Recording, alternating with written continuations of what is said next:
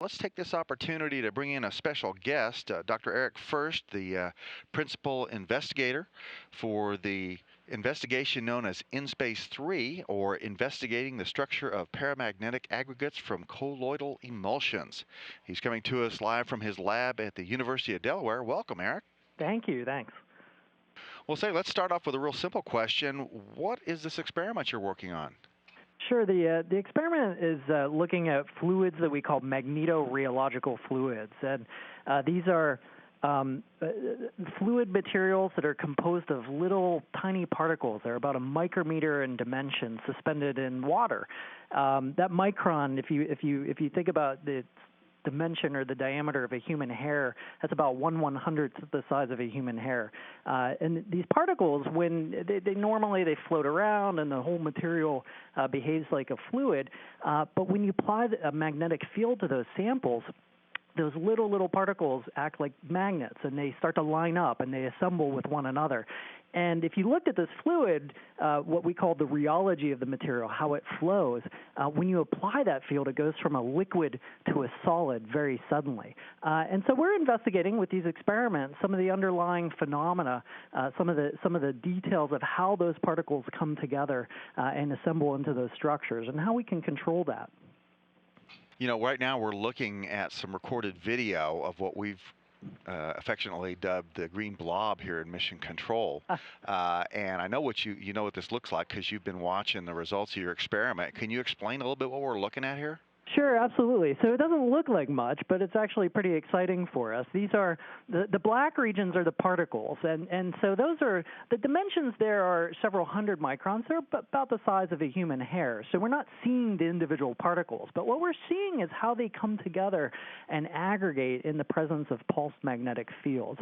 The green that you're mentioning is just the light passing through our sample, so that's what allows us to distinguish the assembled structure from just the surrounding fluid. We monitor that structure. We look at how it evolves with time, especially as we toggle the field on and off, and we characterize the growth of those structures and how they develop. And that's giving us insight into not only the fluid properties of these materials, but giving us some sense of how tiny particles come together and do what we call self-assemble, or build greater structures from themselves. So specifically, what kind of activities are going on with InSpace this week, and how does the crew help you set up the experiment?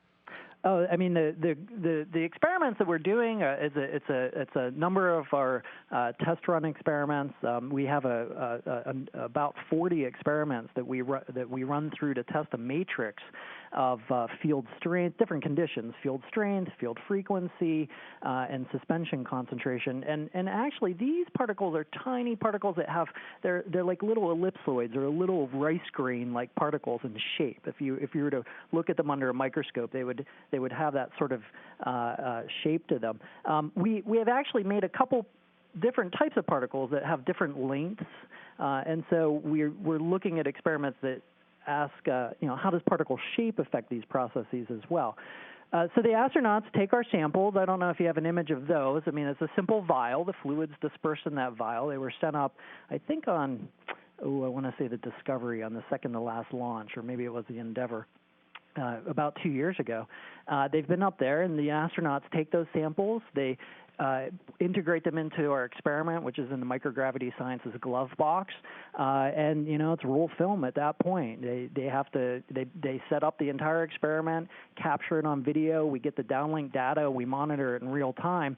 And the key thing is that they record it on DV video, and that's sent back eventually, so that we can take that very high quality data and analyze it for our research results. Okay, well, how does doing this experiment on the space station as opposed to on Earth make it possible? Oh, well, these particles are heavy.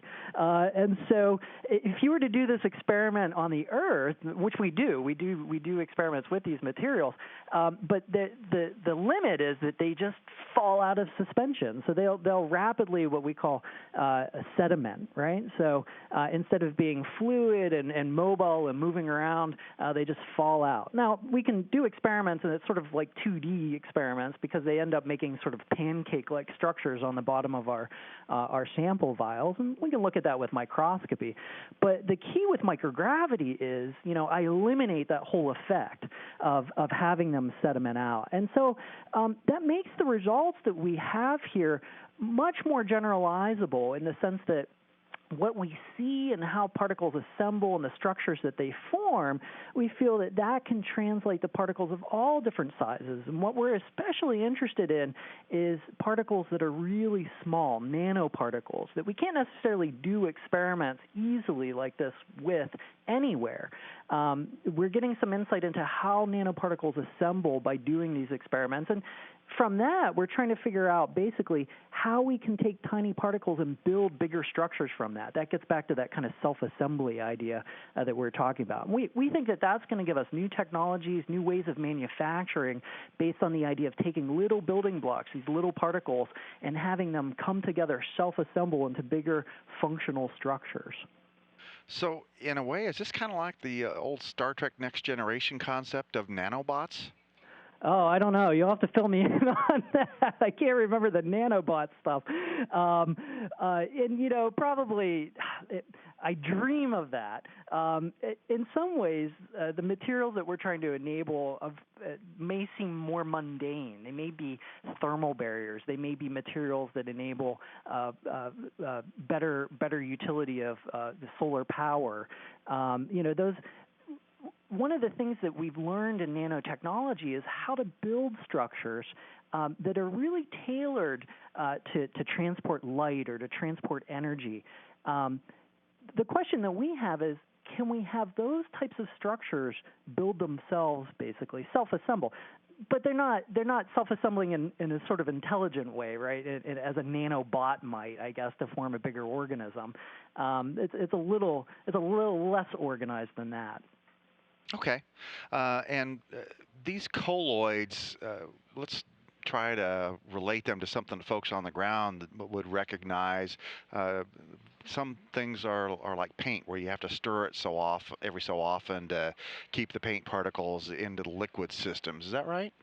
That's right. I mean, and actually, the colloid sort of refers to a specific length scale of matter, and that goes back to the idea that these particles are on the order of about a micrometer. A colloid is usually it's a division of matter. It's a piece of matter that's anywhere from about 10 nanometers to several micrometers. So the micron range is a little bit larger size scale.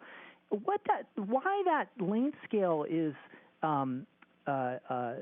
unique is that it confers on these particles the ability to move around by Brownian motion. All right, and that kind of gives the systems this ability to self-assemble. But if you go back to where people have seen colloids, you see it every day. Milk is a colloid, basically. It's a dispersion of fat droplets in water, and that's why it's so opaque. All those little droplets are scattering light, and clearly they don't sediment out or they don't cream, right? So they're moving around by Brownian motion in that fluid. Many of the consumer products that we use, and like you mentioned, paints and things like that, many foods have some aspect of being colloidal, and so it's a length scale of matter we use every day of our lives, but we often don't recognize that. And it's a really if you get into food and you get excited about those types of things, you'll find yourself actually working in this whole field of colloid science. And from there you can do many things. You can control how fluids flow. You can try to make these self-assembling structures. It's really quite exciting. Well, how might you apply this for the benefit of folks on the Earth?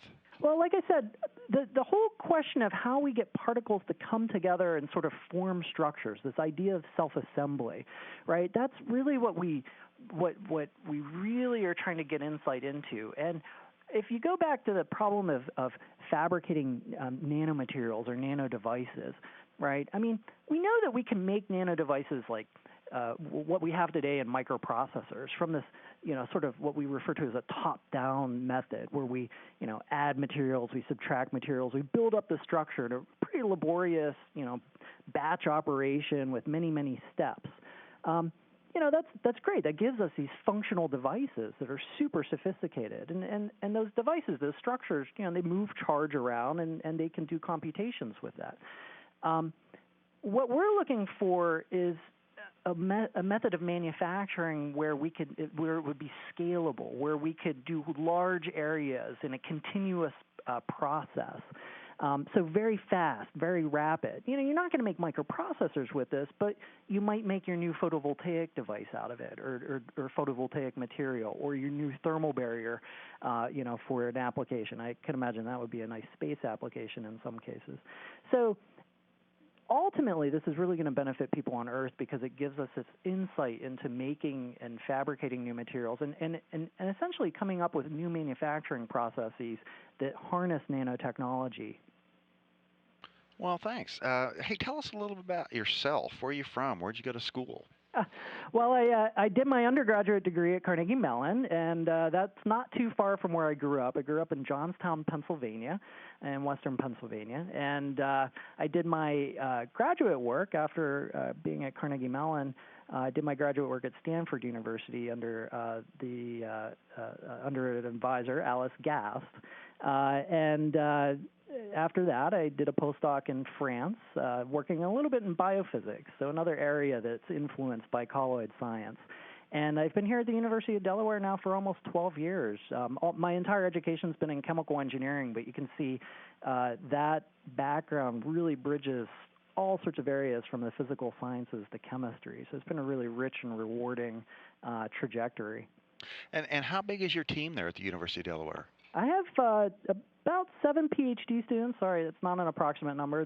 I actually have 7 PhD students and 2 postdocs working with me directly. Usually we have a couple undergraduates in the lab. And I have 1 or 2 high school students working with us as well. So it's a team of, you know, it fluctuates between about 12 and 14 people, all different stages in their education, doing work in the lab and helping us out in all the experiments and all the discovery of knowledge that comes with that.